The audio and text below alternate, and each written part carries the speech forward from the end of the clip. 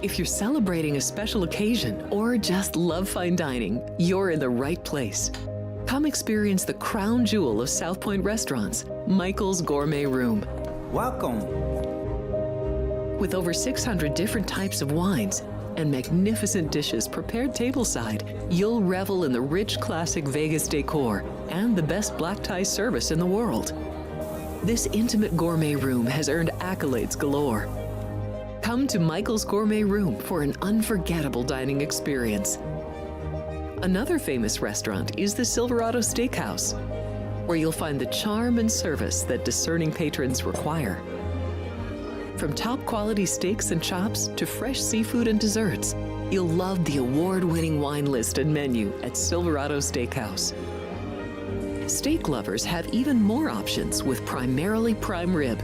Catering to hearty appetites, the menu features a variety of flavorful prime rib cuts, dry-aged to ensure tenderness, and then seasoned and slowly roasted. Although prime rib is our specialty, it's not the only thing on the menu. There's something for everyone.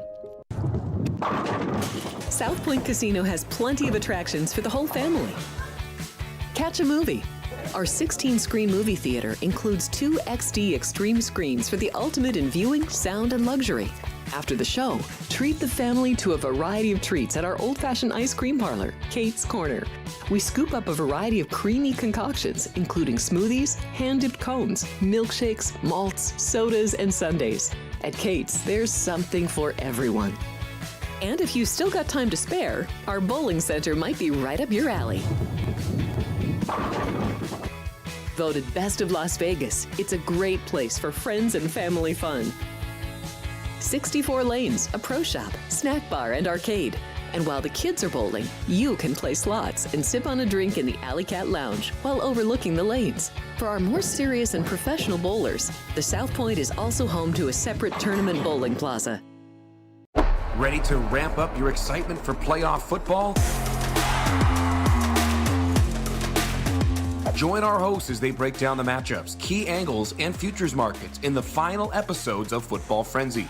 Well, you got Josh Allen on one side, right? But they are pretty beat up. You look at these two teams and you say, wow, they did really well against quality opponents. Their Bears are going to pile it on. It'll be through the arm of Caleb Williams here.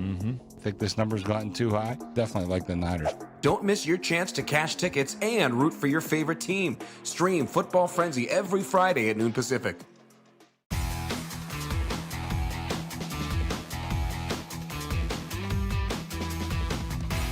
What a weekend in football. We're going to break it all down and look ahead to this weekend as well as the College Football National Championship game tonight between Miami and Indiana. This is Sports by the Book. Thanks for joining. We are live from the South Point Hotel and Casino. I'm Alex White alongside Ryan McCormick. We'll be here for the next hour. We will recap the games from the weekend and then look ahead, as I mentioned. And we've got 10 hockey games to talk about in the second half of the show. But now, Sportsbook Director here at the South Point, Chris Andrews, joins us at the desk as he does every Monday. We get him early, though, and I'm excited because we want to recap what just happened. A lot to talk about for this weekend. A lot to talk about for this weekend as well. I would say the word is turnovers, right? All 4 teams that won the turnover battle ended up winning the games. Yeah. Now, it was a little unfair for both the Bills and the Bears, who may have outplayed their opponent, but found ways to lose, and it was ultimately turnovers, really. But 2 overtime games, too. 2 overtime games. I thought, well, we start with that first game, which I thought was just a terrific game, Buffalo and Denver. But Josh Allen did turn the ball over too many times. He did, and cost his coach the job. Unfortunately, I think he's going to wind up in an okay spot, McDermott. I don't know if he has to take a step back and be a defensive coordinator, but he said he wants to continue coaching. And I think he'll find a good spot. I mean, the guy had a lot of success. Yeah. I mean, it's really somewhat unfair when you think of, the last, what is it, 20 years now? Who dominated? It's been Tom Brady and then Patrick Mahomes. And there's only been interspersed a few, the Eagles won a couple in between while they're firing their first coach that won them a Super Bowl. So, the standards are high, but, these franchises are worth multi-billions. And, when you're an owner and you've had that much success, you're not going to tolerate mediocrity. Let's bring Ryan in, too, while we do these recaps. And, Ryan, overall thoughts on that Bills and Broncos game? For both of you, that first half was pretty crazy how that kind of flipped. And I think you could put some of that on Sean McDermott, keeping instead of just taking a knee, right? Oh, yeah. And with no timeouts. Yeah, you want to be competitive. You want to get the score. You know that they're going to get the ball out of half. So, it ultimately didn't work well for them, giving up the field goal right before half because Josh Allen tried to do Josh Allen things and made a mistake. That game did go well for me. I did have the correlated parlay of Josh Allen interception and Broncos money line, which was a $3 price there. But Troy Franklin played 13 snaps and then tears his hamstring. So, does not get a single reception. So, the over 2.5 there didn't pay off. But, to talk about that game, everyone's kind of making a big deal about winning the toss, electing to play defense, and forcing a 3-out, throwing an interception, and then just giving up a field goal. Same thing that happened in the late game yesterday.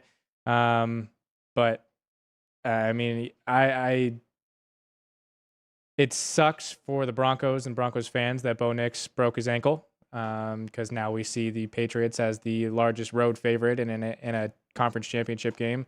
But Sean Payton is confident in what Jared Stidham can do. So, Chris, what's your kind of value in the drop off from Bo Nix to Jared Stidham? Well, first of all, let me just say, I don't think Bo Nix is all that great. He's good. He works within the constraints of the offense. But he's still, he's a starter and he's had success, certainly under Payton. He certainly understands the offense, understands what his coach wants him to do. So how much do you lower it? Well, I thought about 4 points, and I got to look a little closer. But I checked out Stidham, in his pro career. He doesn't have a lot of success. He's not terrible, but he doesn't have a lot of success. He's been with that team for a year now. He's going to work, I'm sure, intensely this weekend with Sean Payton. I thought that number got too high, and I said it when it first opened. It opened 4.5, 5, and then 5.5. I hope I don't on the low end, 4.5. Now they've bet me, and they even this morning. So they bet me at 4.5. I went to 5, and then 5.5, and then I went back to 5 this morning. And they laid it to me again, so I'm still at 5 just because I got a lot of money on the favorite. But I see a lot of 4.5 in the market. I even see as high as 5.5 and 6 with juice on the dog. I like the lower number. Listen, I love Vrabel. He's a terrific coach. But so's Payton. And he's going to try to make this a defensive game. What's the total on this? Fairly low, 41.5. All year he's been trying to win 21-20. Right, yeah. And this is probably what he's going to try in this game too. And I think Stidham will be okay. But I think I look back over the course of this year. I think I may have had the Patriots slightly underrated. And I think I may have had Denver slightly underrated. I had them, because they don't blow out a lot of teams. And sometimes teams like that are hard for me to power rate. Maybe some other people don't have as much trouble. I would tell you this, though. If you're looking to bet New England, I would recommend betting it on the money line. And we're early in the week. I have all week to talk myself out of some of this stuff. But I would say you might want to look to bet them on the money line. But I think this is going to be a tight game. Chris, anyone who does follow the show and watched regularly knows I had a very hard time with Denver. And every week when I'd go through my top 10, I'd say, guess what? Denver moved again because I didn't know where they really fit in that top 10. So they are a tough team. I do feel for them. I feel for myself. I've got two Denver versus Seattle, Denver versus Rams. So I had the right side for the NFC, which one of them will be going to the Super Bowl. But it's going to be a tough situation. And New England didn't play perfect, so kind of shifting over to Sunday's game. We'll keep it in the AFC here. 8 total turnovers in that ugly but kind of fun game between them and the Texans, but CJ Stroud just played worse. And I don't know if Denver's defense is quite as good as Houston's, right? To put the pressure on Drake May like Houston did and caused 3 turnovers for them as well. But really, I mean, not good. 3.9 yards per play for the Patriots to 3.3 for Houston. So both defenses really did play well in that matchup. Well, I think, talked about it for a while. The 3 best defenses in the NFL were Houston, Seattle, and who were just in Denver. Yep. But, I think Denver, I'm not sure they're necessarily 3rd best. They might be the best, so they're going to be right up there. So I think right there, and if you're just, and I don't want to just go by one game. Right. One game doesn't always, tell you the story of a whole season. But the thing is, New England got 5 turnovers in their favor, and still kind of struggled. That was a game to the end. I mean, I'm watching the game, and we needed Houston, and I didn't bet the game or anything, but I was watching with my wife. I said, they're only like 2 scores away. This isn't. I've seen crazier things than this happen in the NFL. As bad as C.J. Stroud was, and boy, there's a lot of talk about him, and I got to say, most of it I agree with. I don't know if we're going to go into that rabbit hole right now or not, but he just did not look good. I think Ryan did want to ask you about that and what your overall take was. I feel a little bad. I feel like I jinxed him. I said, there's no way he can have a worse game than he did against the Steelers, right? Yeah, somehow he managed to. Yes. But we know that, they traded away their top offensive lineman that they still did have, right? And said, we'll kind of make shift and do what we can with the guys we have, but maybe they need to invest more in the offensive line for him. Well, his first year was great, and he was Rookie of the Year, and, Troy Aikman, I think, said that he was chasing back to the success he's had his first year. Second year, we made a lot of excuses for him because he did have a revamped offensive line that never got their stuff together the whole year. Now, this year, it seems like we're making excuses for him again. And, our good friend Gil Alexander, I was listening to Gil the other day, and he talked about he doesn't think C.J. Stroud's that good. Now, I don't know if we could keep making excuses for him. The offensive line, what was his receiver who was missed? Nico Collins. Nico Collins missed. Could we just keep making excuses for him, or is he maybe just not that good? I've talked about how much I've loved this kid, from the time he was in college. But right now he needs to reevaluate his talents and maybe he needs a coach. I don't know who the offensive coordinator, but maybe beyond an offensive coordinator, he needs a quarterback coach to be in his ear all the time. And I'm going back to Jim Harbaugh, who was like the offensive coordinator and the quarterback coach. And when he got tremendous success, Andrew Luck, Colin Kaepernick, you need that guy sometimes to just guide you all the way along. And that's what C.J. Stroud needs. And I'm not sure who's out there, but he needs something like that. I was thinking the same thing. Especially look at what DeMeco Ryans has done, and he is a defensive-minded guy. He's a defensive coach. And you can tell with where that team has been built, but might need somebody for C.J. Stroud. But Patriots feeling good, favorite now. In this game, going to Denver might be a little bit different, though. They've had 2 home games now. Now they have to go on the road 2 Mile High, but it's going to be a tough hill to climb for Denver with a quarterback who hasn't taken a snap all year. I know.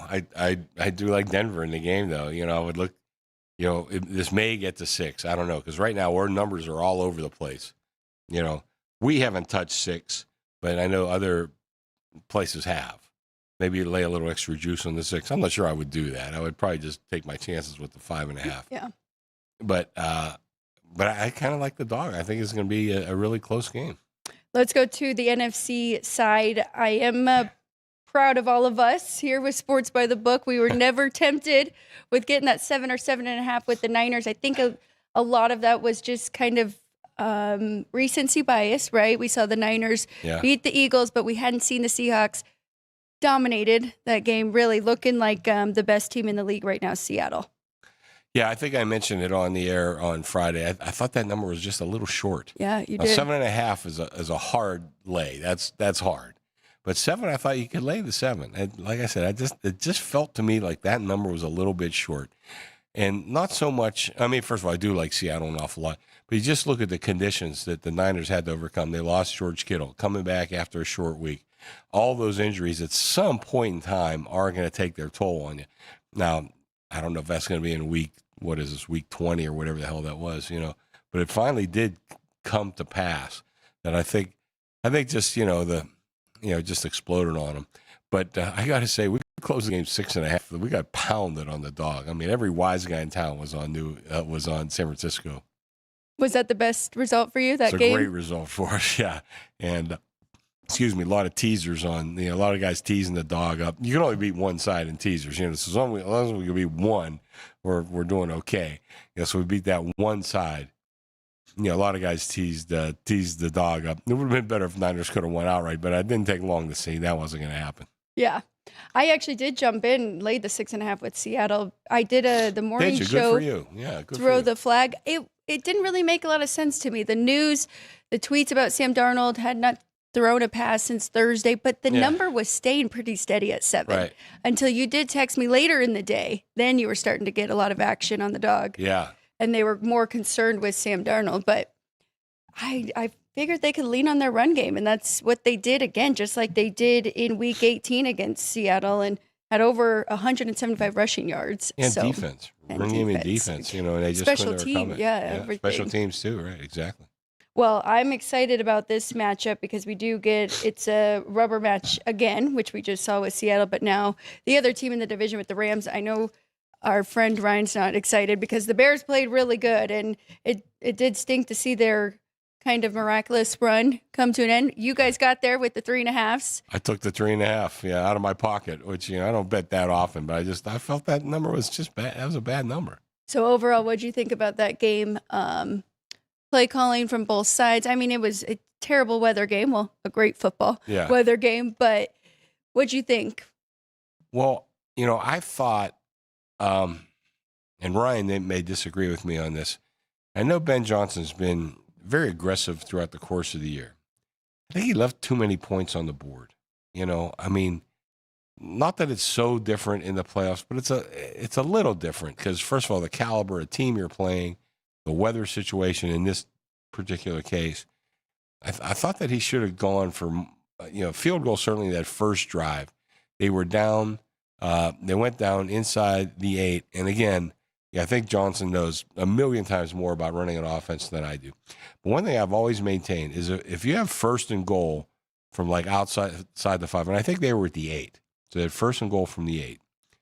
Run. Run on first down in particular is a wasted down.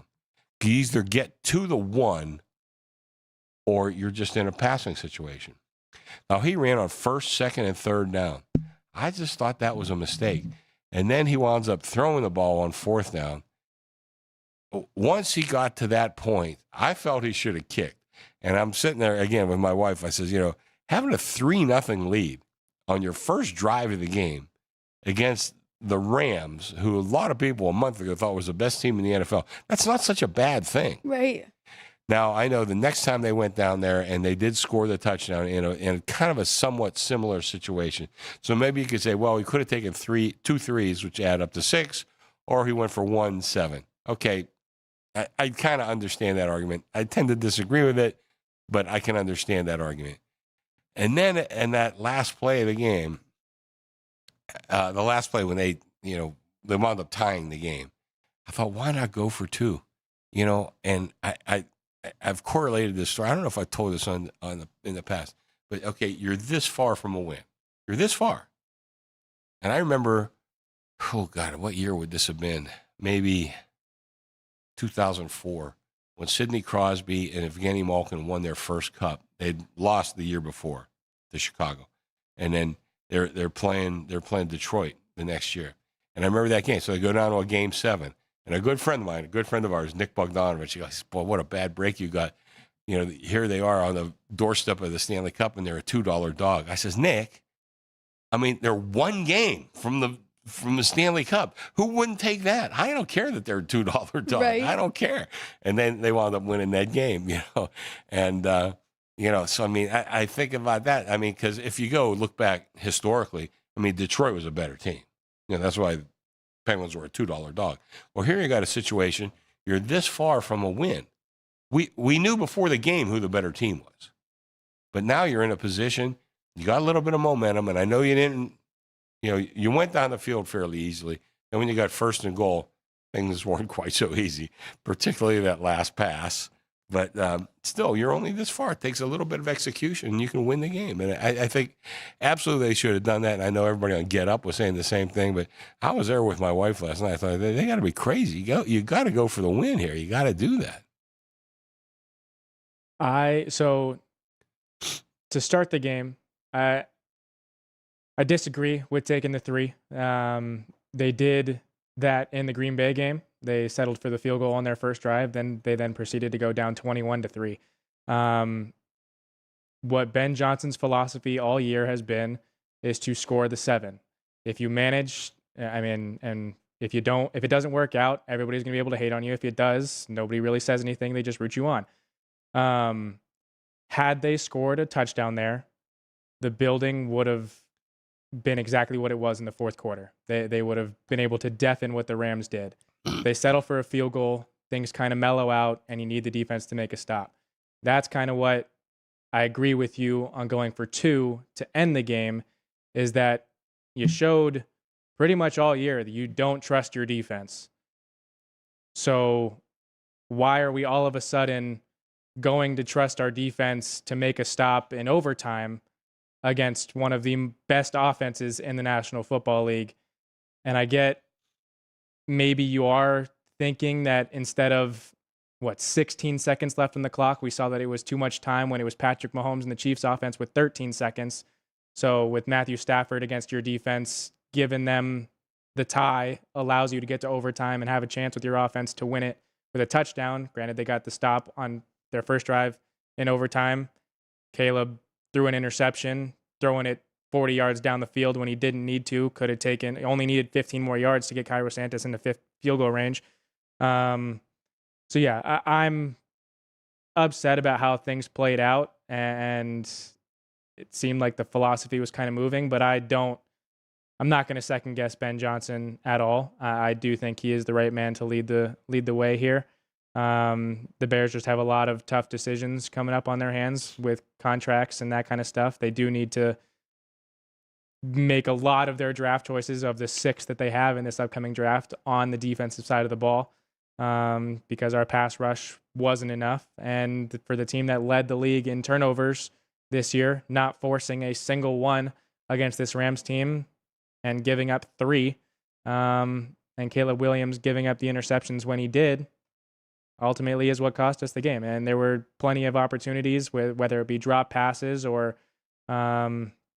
the 3rd and 1s, the 4th and 1s, trying to run the ball the way we did when we weren't winning on the line of scrimmage. You've been trusting Caleb Williams. Why not trust Caleb Williams in those situations? And then Caleb, not taking advantage of his legs and only having 4 carries in the game, and not scrambling as much as he has in games previous. I don't know. It was a very head-scratching kind of game, because the Bears absolutely had a chance to win it in regulation if the execution was there. And granted, Sean McVay says the same thing about the Rams team, and you're going to be able to do it both sides and the way things played out. But I've been trying to, convince myself that I'd rather lose in the fashion that we lost last night than get absolutely curb stomped in Seattle this weekend, which I think is what was on the forefront and is on the forefront for this Rams team. Well, like I said, I do dispute the not going for field goal. But again, I can understand the philosophy because, like I said, we went for the first one, that's 3. Went for the second one, that'd be 3. Right. That's 6. He went 1 for 2 and wound up with 7. So 7 more than 6. I do understand. I disagree with it. I would have gone for the field goal the first time. But what I really disagree with was running the ball, 3 consecutive times. I didn't like that at all. Listen, before we move on, we have to talk about that last play that tied the game. Oh my God. That's one of the most incredible plays I've ever seen in my life. I mean, I'm 69 years old, and I was texting with my other cousin who's my exact same age. He said, "Did you ever see anything like that?" I said, "I really can't remember seeing anything like that in that type of a situation. Win or go home on 4th down, faded back. He was like at the 45 or whatever it was, And when he threw that pass, I'm just thinking, I can't believe he threw that. Thinking the same Here thing. it goes. So it wound up good for me. Well, and looking at the box score, Chris, I mean, Chicago 417 total yards to 340, 5.1 yards per play. The Rams just 4.4. Ryan says he's convincing himself that it was better to lose that way than having to go on the road against Seattle. I was telling myself the whole time Seattle didn't want to have to see the Rams again, but maybe that's not true because it feels like they're just two teams going in opposite directions right now. And you talked about it with the Rams. Their defense has not been good as of late, and now we've really seen their offense kind of struggle. So it'll be interesting. I think maybe just Chicago, with them not being so familiar with them, could have brought a different and more competitive side. We're right here. It's telling us it's going to be competitive. Seattle 2.5. Is that where your number is? I opened at 3. I'm not at 2.5. They took it. You know how they always love to play at +3, -2.5 game. So again, I talked about this on the show the other day about the S curve. You know, now it's in the NFL, you want to buy low, sell high. Okay, it's not always that simple.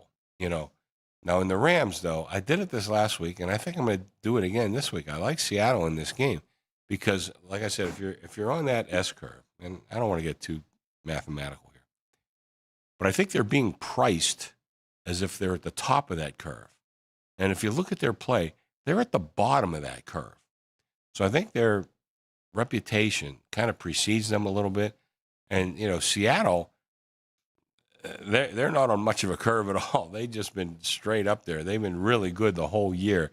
Of course, they have a couple blemishes on their record, but nothing startling. And I know there's still some lingering questions about Sam Darnold. But even, with the questions about Darnold or not, I mean, they still have a great running game. They have a great defense. They do have some excellent receivers too, and an excellent coach. And I could say the same thing about the Rams, But I do think, again, if you're looking at that curve, that's when you want to buy low and sell high. And I think right now you're essentially, not that you're buying low on Seattle, but you're selling high with the perception of what the Rams are right now. Like I said, the perception is they're up here when really they're down here. If you look at the last 6 weeks, even 7 weeks, now their defense played a lot better yesterday. A lot of that had to do with a cold. A lot of that had to do with 3 turnovers by Caleb Williams. I don't know if we credit that all to the defense or just say those kind of happenstances. You talked about in the box score, they gave up many more yards than they earned themselves. And I really think you can make a strong case that Chicago, I played them the whole game, and I got big questions about this Ram team at this point. I want to go through again and make sure my adjustments are where I want them and then make my numbers for this weekend. But I got to imagine I'm going to have Seattle a bigger favorite at home because I'm going to give them 2.5 for home field, around there, maybe 2. So you're telling me that these two are basically a pick 'em on a neutral, and I don't know if I buy that right now. That was the other thing too, and I haven't given Seattle much for home field just because they win everywhere. That's right. But then now you start looking. Well, they can clobber some teams at home too, more so than they do it on the road, a little bit more.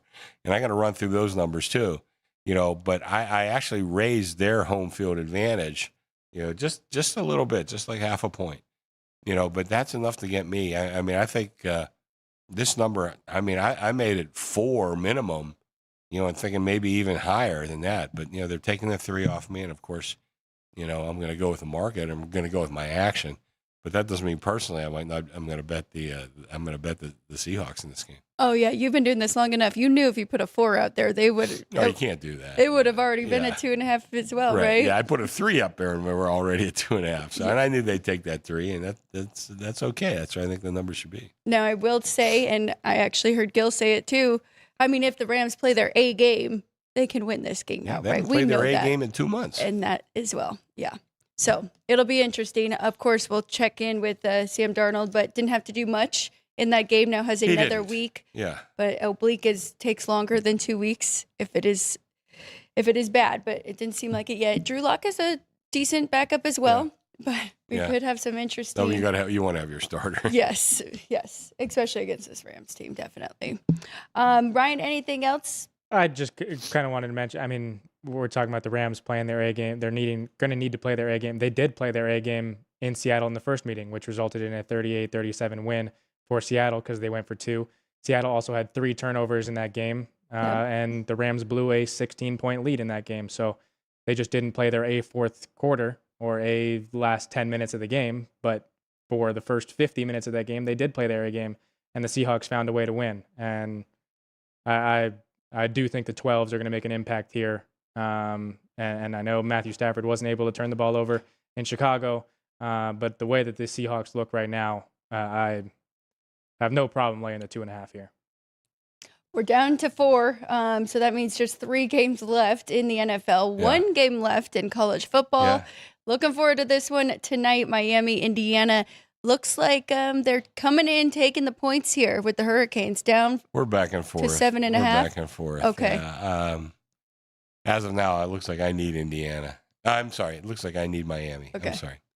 But I don't know. We'll see. I don't have a strong opinion on this game at all. This number is right where I made it, which I think I made it a little lower, but I'm not eager to step in front of that train right now because it's a train. Ryan, did you see the quotes from Kirk Cignetti kind of suggesting that he knew what the line was? No, I didn't see that. And that he felt like it was a trap. He's an Italian from Pittsburgh. You think he doesn't know what the number is? Come on, give me a break. But that makes me like Indiana even more. I mean, if he knows the number, we saw them take a safety. Well, that was actually. All right, let me ask hurt them there. Ryan this one. Do you think Sean McVay was trying to cover that number at the end? Throwing the ball in the end zone? I mean, it kind of seemed like it. Seemed like it to me. Yeah. Of course, I took plus 3.5. You guys closed 5, though, right? Here? We closed 5. We went to 4, like, late when, just a ton of Ram money showed up. And then one of our big players came in, and I hope he's not listening. But he laid us to 4 for a big. I says, well, I'm not going to mess around with 4.5. Just go to 5, But it was one of those things where when he laid me the 4, I felt a little better. He's not the best handicapper. Overall, how was the weekend for you guys? It was good, not great, but good. Yeah, Okay. No complaints. Yeah, we're positive. And then I do want to ask you, because the first game that we recapped, which has the most chaos, kind of, because as we mentioned, Sean McDermott relieved of his duties there in Buffalo. Bo Nix, the injury for Denver. But what do you think? Because now the Giants, they finalized it finally with John Harbaugh. Atlanta got their coach in Stefanski. I think both of those are good hires, good fits. Yeah. How are you thinking Harbaugh feels right now? Jumping the gun? Maybe could have waited a second. I don't know. I don't think he feels that way. Okay. Because I think, Terry Pagula, he's done a lot of good things, and he's a big Penn State guy. He's really bankrolled their hockey team and all that. But I think, for a guy like Harbaugh, you're with the Mara family, I think, I don't know. I'm projecting, me, I'd like to, and they get, Josh is like what, 30? Yeah. You have 4 or 5 more good years. Was Jackson Dart, he's 24. True. I think you can mold him the way you want, Where do you think Buffalo falls now, though, for I don't know. attractive jobs that are I think open? it's going to be a real attractive job. Yeah. You kidding me? You're coming in to jumps coach up- Josh Allen? Yeah, I think did you watch Get Up today? Did you see what Rex Ryan says? I watched bits and pieces of it. I didn't see He this says, part. I'd go after Bill Belichick if I were Buffalo. The name that I don't think's being mentioned here is Aaron said, what? Brian Daboll, the guy Well- that kind of brought them to, or was the guy that drafted Josh Allen, was the offensive coordinator there, and I know he's getting offensive coordinator Well, consideration. that's what Ryan said. Bring in Belichick as the head coach and Daboll as the offensive coordinator. What about Joe Brady, though? He's getting interviews, right? Is Yeah. there a shot that they just move him up from OC? I don't know. I hate to make predictions on people's Yeah. decisions. You know, I don't know. Yeah. Anyway, Ryan I was do shaking, have said to he run. didn't like that one. So, Okay, thank you so much for All right, you joining guys us. all Thank you set? for recapping. Yes, and there's props, lots alternative, of props. yeah, alt lines, player props, everything here for the college championship game tonight. But Ryan and I will actually break that down. We're going to dive in. We're going to let Chris go, and then we've got 10 hockey games to also talk about before we get out of here. Thanks for watching. Don't go anywhere here for Sports by the Book.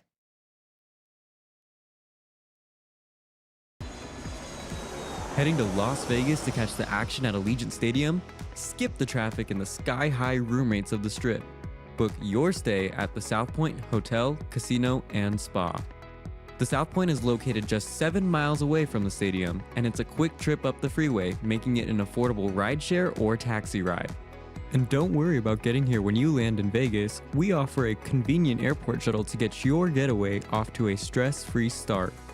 Shuttles are also available on Raider game days for a small fee. So whether you're rooting for your team or seeing your favorite band in concert at Allegiant Stadium, South Point Hotel, Casino, and Spa is your ticket to all the excitement. If you're celebrating a special occasion or just love fine dining, you're in the right place. Come experience the crown jewel of South Point restaurants, Michael's Gourmet Room. Welcome. With over 600 different types of wines and magnificent dishes prepared tableside, you'll revel in the rich classic Vegas decor and the best black tie service in the world. This intimate gourmet room has earned accolades galore. Come to Michael's Gourmet Room for an unforgettable dining experience. Another famous restaurant is the Silverado Steakhouse, where you'll find the charm and service that discerning patrons require. From top quality steaks and chops to fresh seafood and desserts, you'll love the award-winning wine list and menu at Silverado Steakhouse. Steak lovers have even more options with primarily prime rib. Catering to hearty appetites, the menu features a variety of flavorful prime rib cuts, dry-aged to ensure tenderness, and then seasoned and slowly roasted. Although prime rib is our specialty, it's not the only thing on the menu. There's something for everyone. Ready to ramp up your excitement for playoff football? Join our hosts as they break down the matchups, key angles, and futures markets in the final episodes of Football Frenzy. But you got Josh Allen on one side, right? But they are pretty beat up. You look at these two teams and you say, wow, they did really well against quality opponents. Their Bears are going to pile it on. It'll be through the arm of Caleb Williams here. Think this number's gotten too high? Definitely like the Niners. Don't miss your chance to cash tickets and root for your favorite team. Stream Football Frenzy every Friday at noon Pacific.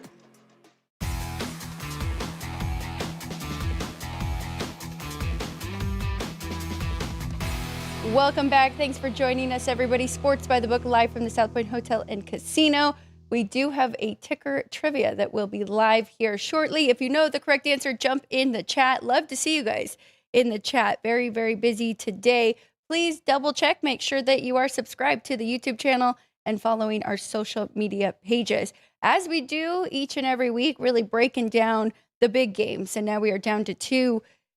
Either tomorrow or Thursday, we will have Matt Neverett joining us to break down these two conference championship games. I'm sure a very happy Matt Neverett, as he is a Patriots fan, and looking like they're in a pretty good situation here as a favorite in this one.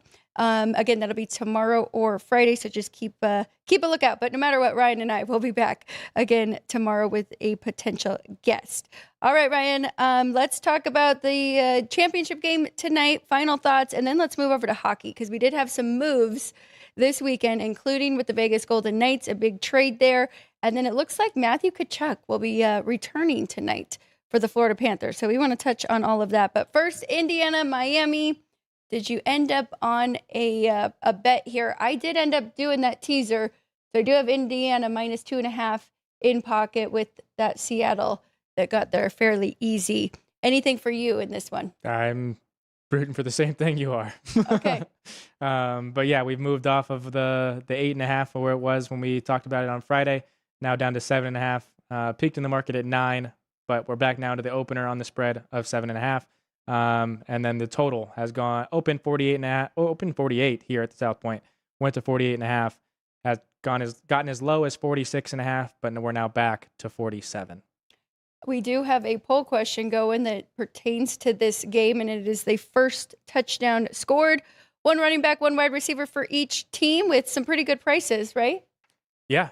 We've got Mark Fletcher getting plus 750 here at the South Point. Running back there, Kalen Black, running back there, 6-1 here at the South Point. Malachi Toney, 10-1, and Elijah Surratt, 7-1. But yeah, first touchdown score. Looks like we got 20 different guys available, including the field and no touchdown. We also have the margin of victory prop. So depending on, you talked about it being a trap game for Indiana, you could take Indiana as a larger, or with the margin of victory. Same thing with Miami. I would be much more inclined to do it with Indiana. And then first scoring play of the game, and then player props and the standard alternate totals and alternate lines. First half, team to score first, all that kind of stuff. Getting you ready for Super Bowl. We're just going to get more and more props and different ways to bet these big games. I do always like that margin of victory, especially when the line's kind of moving and hovering around a certain point. So if you're getting between like 7 and 12, because these lines are pretty sharp, and now most of the sharp action has come in on it. And so I could see it falling in between there. Well, Indiana by 6-10 is 4-1. Indiana by 11-15 is 13-2. So plus 650 there. So that's a kind of a tough decision you got to make between those two. I will say I did do my Sportsbook Wire best bet. I just gave out Indiana at an ugly price too, but I do just think this team is a very well-oiled machine by this point. And diving back, and if you follow me on X at Alex White with 2 E's, the video is up there too. But diving back into the last 6 national championship games, Ryan, I mean, the margin of victory is bigger than even this 7.5. I think just, one team falls behind and then kind of gets in their head, right? And then the mistakes kind of stack up. But I'm not saying that has to be Miami by any means. It could be very well be the other side. We've just seen this outstanding play from Indiana, who leads the nation by a huge margin in third down conversion rate. And they also make the second fewest penalty yards after Army. So they don't make mistakes. They play really good complementary football. So I'm right in here with Indiana. I'm going with my teaser, and I'm just going to lay the 7.5 as the best bet today. Well, you can't parlay the props here at the South Point, but if you are going to take Miami, I would have to think that you would also think that Fernando Mendoza is going to turn the ball over, and he is just a pick'em price on the yes or no on the interception, minus 110 both ways. I'd be much more inclined, though, to lay the juice, the minus 140 on Carson Beck to throw an interception. I do think this Indiana defense is going to be able to wreak havoc. And I get it's a home game for Miami, and maybe Mario Cristobal will get the guys to stand up and have some pride for that university as much as he does. But with Cignetti certainly knowing about the spread in this game, I kind of think this is more a double-digit kind of game.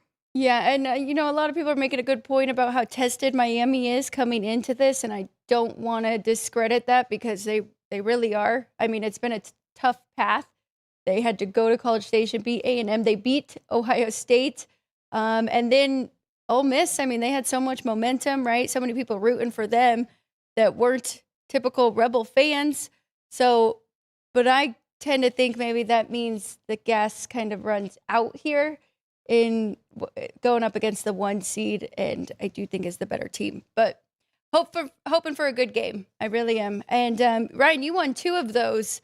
And somebody in the chat had thrown it out there about, was that, the Purdy one, tying Purdy interception with the Seahawks. You did that one and the Josh Allen. So those have worked out well for you. Well, I took it in every game of the weekend. Did you? Yeah. I had Josh Allen interception, Denver money line. I had Brock Purdy interception money line. I took both sides in the Patriots-Texans game because I thought the turnovers would decide it.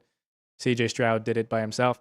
But still ended up positive because that was plus 180. So the unit canceled out there. But Drake made a throw an interception. Houston money line would have been plus 310.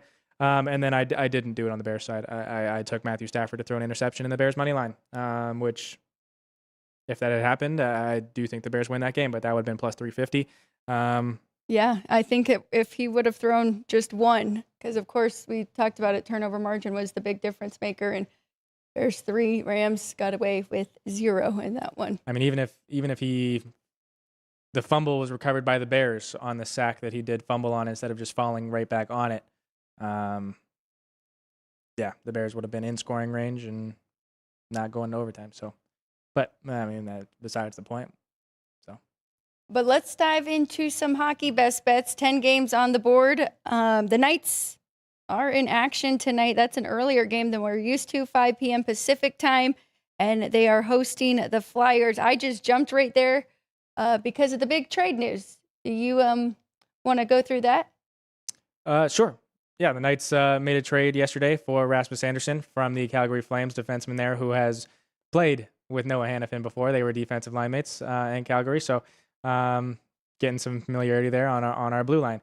But they give up Zach Whitecloud. They give up conditional picks, first-round pick this year. If the Knights end up winning the Cup, they give up their first-round pick in 2028. So 2 first-round picks possible, and another defensive prospect there that is currently at the University of North Dakota. But yeah, give up 2 defensemen and 2 picks for a defenseman. So Knights trying to get stronger. And yeah, as they do, buying before the deadline. We'll see. I think it sounds on paper like a pretty good trade here. I've liked what I've seen from Zach Whitecloud as of late. I think a lot of us kind of think about some of the bad penalties and that he has made over the past, but I think he's gotten a lot better. So we'll see. Hopefully this is a good fit. And you brought it up, though, had already played with Hannafin. So I imagine that it should be a very good one. And the Knights are playing some really good hockey right now, including scoring 7 the other nights. Vince had a good one. He said they scored more points than the 49ers, and they scored more goals. But yeah. It was actually, I'm like, yeah, you're right. They did. So let's go ahead and go through this. We do have one hockey game that was an early one. Sabres and Hurricanes already started. No goals yet in that one. I will just say keep an eye on it, because if it's a low-scoring first period, I would not hate going in with a better number. I think that that's going to end up getting goals from both sides. And Buffalo is on a crazy 7-game over streak coming into this one, playing really good hockey. And the Canes can definitely score themselves at home. Their median number is 4. So that's all I have for that one. I don't know if you liked anything going in pre-flop before that one started. I did like the over in that game. Okay. Yeah, I think both offenses are plenty capable, and I did think we would see goals in that one. So, but we can move. And now Buffalo's on the board, 1-0. So all right. Hopefully that's it for this period, so we can jump in at a 6 or even that 6.5. But okay. All right, we'll go over to Colorado, where the Avalanche are coming off their first regulation loss at home. Their 5th regulation loss of the season, but they get to host the Caps here. Both teams enter this one on a 2-game losing streaks. They each enter the game on a 2-game losing streak, but we have a -190 favorite. There are several prices even larger in the market. There's a $2. There's even a $2.20. But the juice or buyback 170 here on the Capitals is where it's at the South Point. Best price is 175 now, open $2, and a lot of action here on the Capitals taking that plus price. But anyway, here at the South Point, -190 for the Avalanche, +170 on the Capitals, and 6.5 is the total with 115 to the under. Ryan, I've got nothing in this one. It is crazy to see the Capitals getting +170, but I think that number's correct. I do have Colorado as a $2 favorite here at home. And just looking at the median numbers, comparing these two, I mean, Colorado's 4 goals for and just 2 goals against. And Washington on the road, just 3-3. And that's not going to get it done here if they're going to give up 3 goals to the Avalanche. So I'm going to stay off of it. I'm trying to make a case for the dog, but I think that number's correct on the Avs.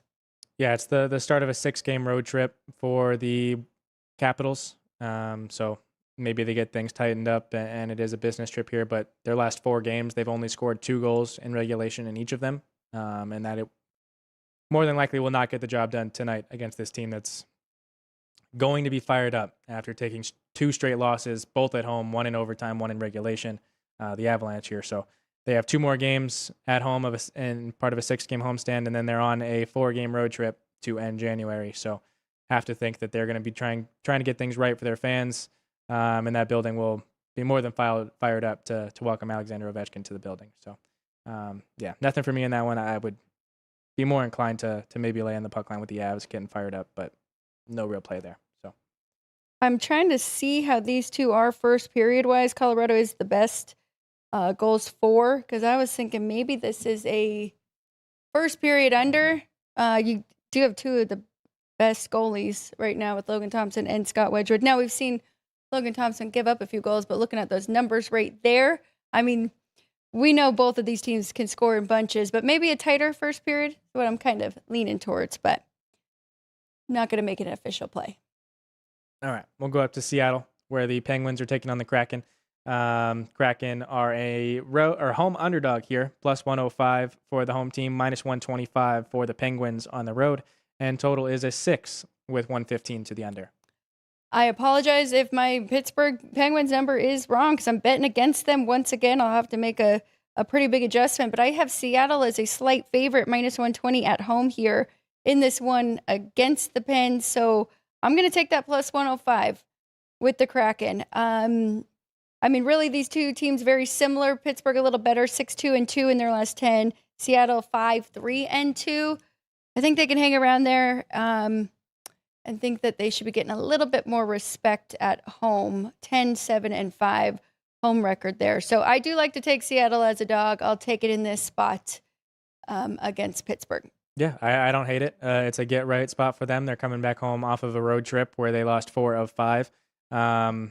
Have lost 3 straight. They've lost 5 of their last 6. But it's the start of a 6-game homestand. So boys are going to be feeling good coming back home. I would like to think so. The Penguins are coming off of a 4-3 shootout loss to Columbus. It is the start of a 4-game road trip for them. So do think this will end up being a tight game. But don't fault you there for taking the plus price with the Kraken here. Keeping it moving. Yep. To Toronto. I think we're going back across the country to Florida. Yep. Featuring the Sharks and Panthers here. Panthers a minus 175 home favorite here at the South Point, and a plus 155 on the buyback. Total is 6.5 with a 115 to the over. I might have missed this one because I actually have Florida minus 215 at home against San Jose, and that is without adding anything in for Tkachuk. I do think that he's going to lift this team, if anything, just kind of a boost, right? Getting him back. Looking forward, trying to make a run here to the playoffs. So I like the Panthers. Can I justify laying $1.75 with them? What do you think? I don't hate it, especially because this is the back half of a road trip for the Sharks, 4-game road trip. And I mentioned last week that they had the first half was a back-to-back, and now they get Florida and Tampa on a back-to-back. The Sharks do. So, yeah, we kind of saw them pull off an upset and get it done against the Caps, but I don't think they're going to be able to do so here against the Panthers, especially with the building being fired up if Matthew Tkachuk does end up playing tonight. So, yeah, I would like to take the Panthers here. I believe San Jose is one of those teams where you've been tracking, right? Not great to go against the puck line.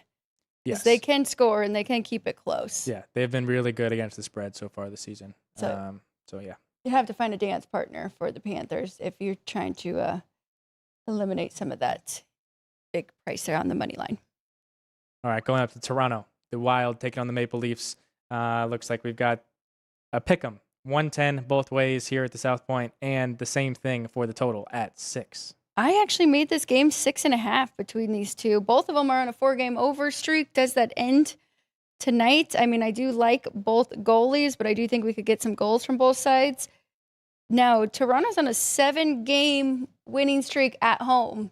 So we did see them lose a tough one against the Knights, but at home, 7 straight wins for them. So it would be a lean to that side. I'm not going to get involved. I do think that number is correct, but I do like the over here. It's Minnesota that's kind of throwing this off. Their media numbers on the road, just giving up 2 goals and scoring 3. So that 5 there, but I think they're going to have to skate fast here with this Leafs team. So I'm going to go over 6. Okay. The Maple Leafs, yeah, first game back off of a home 4-game road trip. Pretty emotional one, especially with the way they blew things here in Las Vegas against their former teammate, M.H. Marner. And then getting a comeback for themselves there against Columbus. Winnipeg, in overtime there. So start of a 5-game homestand. They are 16-10 on the money line at home so far this year, 16-5-5. They have not lost at home since they lost back-to-back games at home against the Sharks and Oilers December 11th and 13th. So been over a month since they've lost at home. Yep. It's the first of a back-to-back for the Wild here. They go to Montreal tomorrow. So I think the Maple Leafs are the right side here. I would have liked to be getting a plus price with the value or the market believing in the Wild more recently. But 110 here, I guess, is going to be the good enough price. So. Yeah, it does. That was a great breakdown, and putting it like that, that does seem like a very cheap price here. We know Minnesota. We're waiting for them to kind of turn it on, but they're kind of at their bottom of their S curve right now, right? Yep. Looks like it will be Gustafsson today, getting the first start on their back-to-back. But all right, we'll come back here to Las Vegas, where the Knights are going for their 8th straight win against the Philadelphia Flyers, who are trying to avoid their 7th straight loss. But we have the Knights as an over $2 favorite in the market. It is $2 here at the South Point, plus 175 for the Flyers. Total is 6 with a 120 to the over. Not a big difference for me, like that Minnesota and Toronto one with that 6, but it's a heavy lean here. I do think we're going to get goals. Vegas has played really well as of late. Might be take a little time. We saw it in the last game, right? If you would have waited till after that first period, but I think they could get it going quickly here. And then on the other side, Aiden Hill, just his second start coming back, and we did see him give up a few goals to Toronto. Maybe a little bit of rust there, but I like over 6. Ryan, anything for you in this one? With the way it's priced, not really. I would like to lay the puck and a half with the Knights, but we kind of know that they play some pretty tight games, having gone to overtime over double-digit times this year. Right. Have technically more losses than they do wins, but the most points in the Pacific Division because of those overtime losses. So they do play some tight games. I would like to think that both streaks continue. The Knights win another and the Flyers lose another, but I honestly would not be surprised if both streaks come to an end here. So if you're looking for value, could be there with the 175 with the Flyers. But again, don't necessarily think it'll happen, but if we're talking value, could be there. And just to add to that with what Ryan's saying, 6-game losing streak for the Flyers coming into this one, 7-game winning streak for VGK. All right, going up to the United Center in Chicago, where the Blackhawks, will welcome back Jonathan Toews, their longtime captain here for the first time since he returned to play, but with the Winnipeg Jets here. So the Jets are a minus 140 road favorite, plus 120 on the Blackhawks, and a total of 6 with 120 to the under. I've got nothing in this one. Made the numbers right there. Now, I will say Winnipeg is on a 9-game over streak coming into this one, and the Blackhawks have lost 3 in a row coming into this one. But that doesn't give me a play on either the side or total. What say you? Yeah, the Blackhawks had I forget what they called it, but it was basically honoring their Stanley Cup champions in the 60s, but then also their dynasty in the 2010 to 2015 era. So they had a lot of guys coming back, playing against the Bruins, the team that they beat in 2013. And I thought they would have played a lot better than what they did. They went up 2-0 and then proceeded to give up 5 unanswered goals, losing 5-2. So I do think this will be another emotional game, especially for the crowd, welcoming back the longtime captain in Jonathan Toews, and kind of him having to lead the team for health reasons, becoming fit enough to play again, going to his hometown team in Winnipeg. I would like to think that those boys are going to be fired up, and the crowd is going to be pretty emotional, rooting on Jonathan Toews instead of their Blackhawks.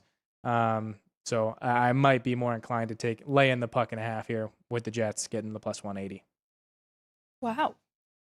Okay, let's keep it going. We got 3 more. Yep, going up to Calgary, where the Flames are a home underdog, minus 105 here at the South Point, plus one or minus 115 there for the Devils.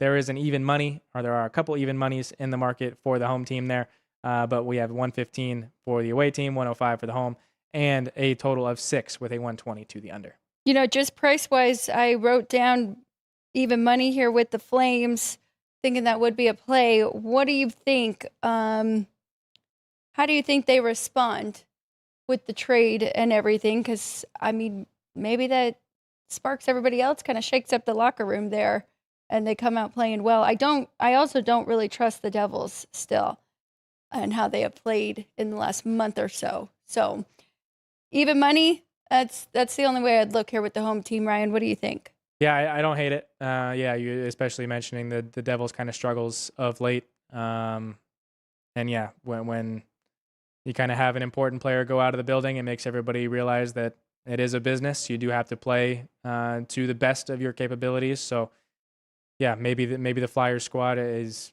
woken up by that. We do know that they've been hot in the last 2 months, really, and they've been good at home. So I might even be looking at a reverse puck line here, laying the puck and a half with the Flames instead. I don't hate that. I mean, Devils really 4-6 still in their last 10. And if it is Markstrom, which I think it will be, his numbers are not great right now. 337 goals against and 879 save percentage. So maybe an overtime as well. Let's see. Regulation draw, 285. Reverse puck line here in the market in Las Vegas, plus 240 there for the Flames. So some good value on the home team if you would like to play it those ways. All right, going to one of the 2 puck drops past the 7 o'clock hour. This one in Anaheim, where the Rangers are getting plus 110 as a road underdog. The Ducks are laying minus 130 here at the South Point. Total is 6.5 with a 120 to the over. I have nothing in this one. I will just say the Ducks are on a nice little 3-game win streak. The Rangers, 4 straight overs on the road. Those have kind of gotten me. I think these numbers are right. If anything, I lean to the over with just how high I have Anaheim's total here. But their median numbers, 4 goals for at home, 3 goals against. The Rangers score more on the road, 3. But still really good goalie and only giving up 2. So I've got nothing. I guess it's a lean to the over there at even money. I think we've got the prices mixed up here, but it is a minus or plus 110 here for the road team. I think I'd be more inclined to taking them.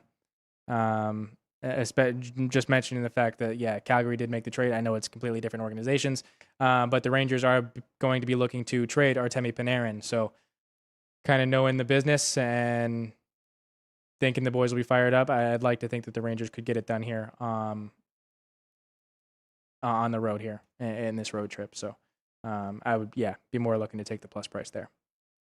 To the final game of the night in Vancouver, where the Islanders are a minus 140 road favorite, plus 120 on the buyback for the Canucks, and a total of 6 with 120 to the under. Gonna test going against the losing streak or on the winning streak here, because 10 straight losses for Vancouver. I think this number should be minus 157 without adding that in, adding 5 cents to the Islanders for every loss for Vancouver. So I'm going to lay that minus 140 here with the Islanders. It might be my favorite that I want to tie up with Florida. Or if you like a different favorite, Ryan's Toronto, minus 110. You'd get an even better price than my big favorite at minus 175. But I definitely like the Islanders here, Ryan, with Sorokin going. They do come into this one on a loss, but I think they get back on track here. Yeah, I definitely agree with you, especially because the Canucks are playing some terrible hockey. Losers of 10 straight. Don't think they get a win here. So yeah, might be looking at the puck line. There plus 180. Good Laying it idea. there with the Islanders. Instead of tying that up, I'd actually rather just rely on them to win by 2. Probably close to the same price there. Okay.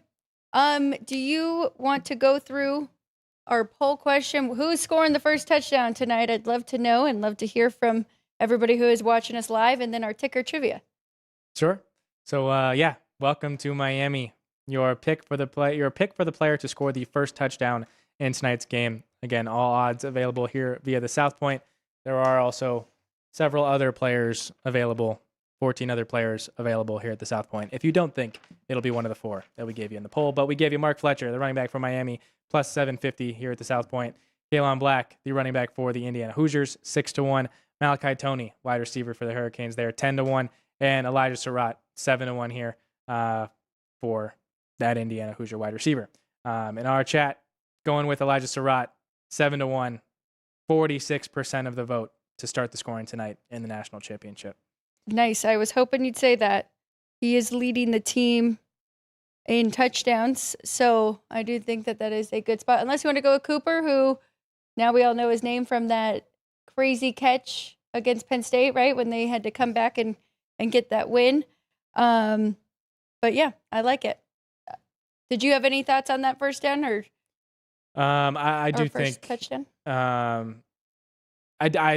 tend to lean to Kalen Black there. Yeah. I think that Indiana is going to try and set the tone, running the ball, being stronger at the line of scrimmage, especially if it gets to a goal to go situation and they're inside the 5. I would think that they're going to hand it off there. But we did also have the same theme for our ticker trivia presented by City Lights Shine, available at Lee's Discount Liquor, Total Wine, and here at the South Point Hotel and Casino. It was a question involving our college football national championship here tonight. So going into their 3rd meeting all time, the Indiana Hoosiers and Miami Hurricanes have a 1-1 record against each other.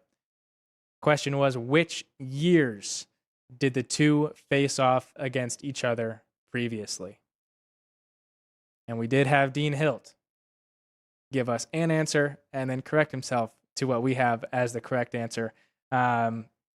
Rematch just shy of 60 years in the making, as both meetings were in the 60s.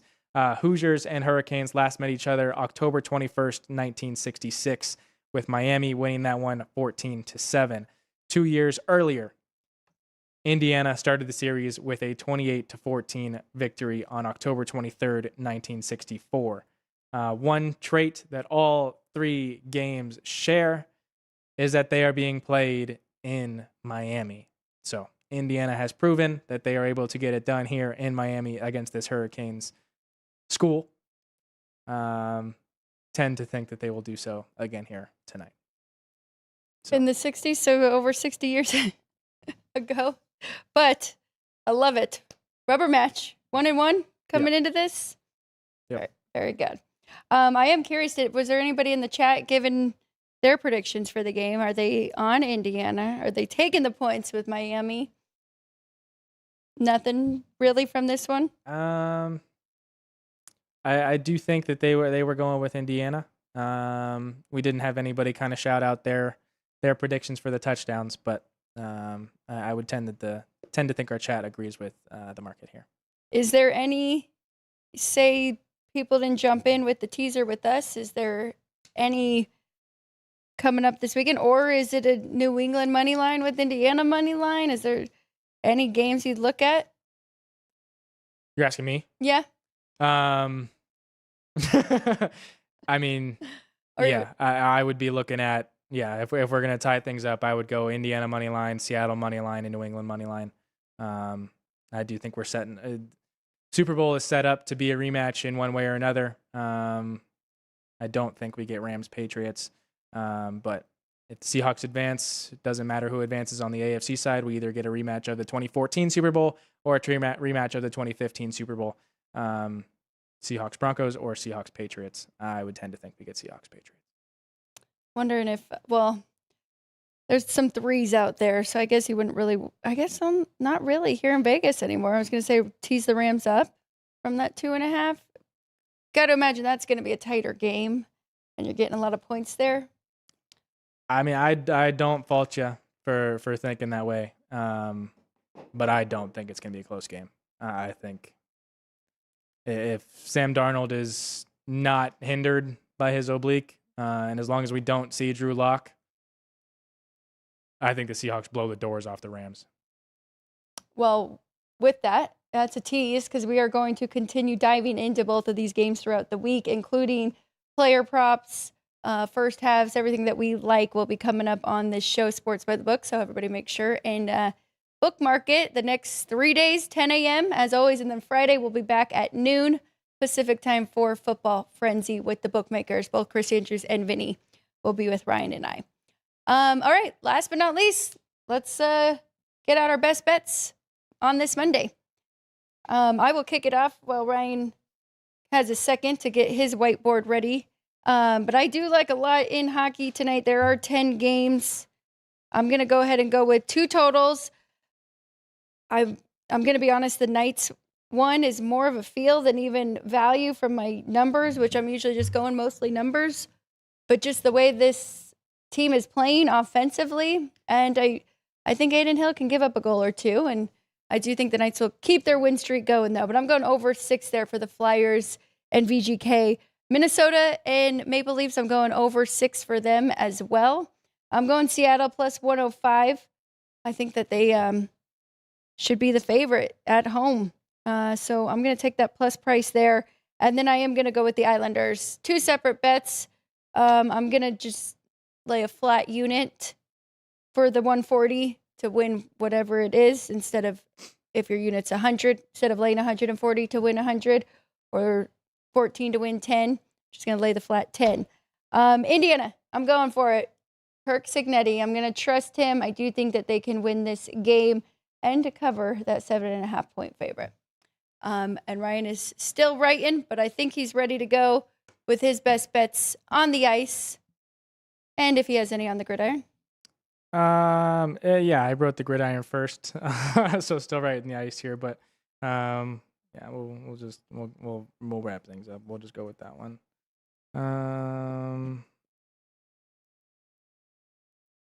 All right. If you can correlate it, Carson Beck to throw an interception. Indiana, I think that they win multiple scores, but to be safe, money line. If you want to lay the spread for the better price, I think that's more than fine.